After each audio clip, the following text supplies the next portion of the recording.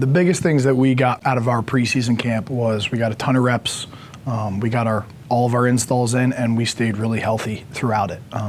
We were able to push the tempo a little bit and get a lot of reps out of the time that we did have on the turf. And also we stayed healthy and still were able to have some really good physical practices in there. And we had some really great back and forth between the offense and the defense. So I think the guys are excited.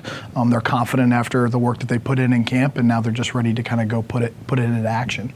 Matt Height's done a great job in his first 2 years here, and I think he'll be the first to tell you I think the best is still yet to come with him. He continues to work and improve his craft. You have a lot of time and a lot of little things to work on, and then obviously you're going to be judged on the 3 or 4 field goals and hopefully more extra points that you have. But obviously the kickoff piece is a big, something that's really important to him and to us in terms of field position. And I think you definitely see that he's improved with that just in terms of depth and hang time, but also just accuracy. He's done a great job of just kind of owning that side of the ball. And the guys really, really respect him. I think, when he was named to the preseason watch list, a lot of guys had reached out to him. I think they're really excited for him just as much as he's excited to have that honor, but also go out there and earn it, throughout this season. Quarterback is obviously a tough position in football, right? It's seen as the most vital to your success as a program. And obviously, you want to have a depth chart of talented quarterbacks, but only one guy is going to play.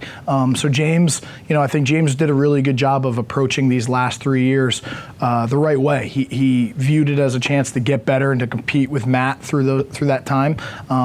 And although he didn't spend a ton of time on the field, we got to see him grow and evolve every day in practice. And obviously he's at a point now where he has to kind of take the reins and run with it and build his own legacy and put it all out there on the field. I think the biggest thing for him is to get it going early, right? To get some completions, to get into the rhythm, and then also just to overcome any adversity that shows up, right? Like something bad, to some degree is going to happen at some point in a football game to you. So whether it's, if there's a turnover or we don't convert a third down, and it's all going to be about how he responds and moves on to the next rep. I wouldn't say there was a level of comfortability every year playing Bloomsburg, but you did know, there was a level of familiarity there in terms of the personnel, the scheme, the tweaks that they were going to make, and really it became more of a chess match. All right, what we showed them last year and how we need to adjust because of how they might adjust.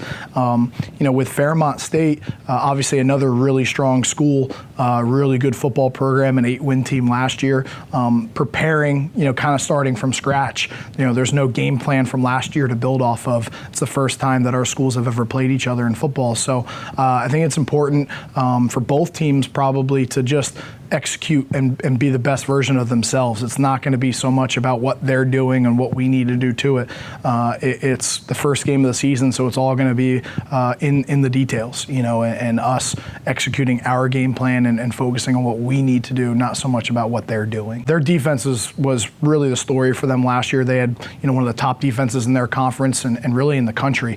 They had a couple All-Americans. They've got a couple of those guys back in the secondary, and they really challenge you playing some tight man coverage and really challenge you to make some plays on the perimeter against that coverage. So I think it's a situation where we know they're talented, right? And we know that we need to do certain things to challenge them and to place them in conflict. And it's just about us executing then. At the end of the day, if we control what we can control and we do all the little things right, we're going to be in a lot of football games.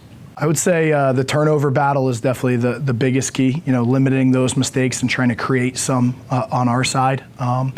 Field position is going to really play a role in that as well. And time of possession is going to play another big role Friday night. Who can establish the run and maintain it, who can stop the run and get themselves off the field.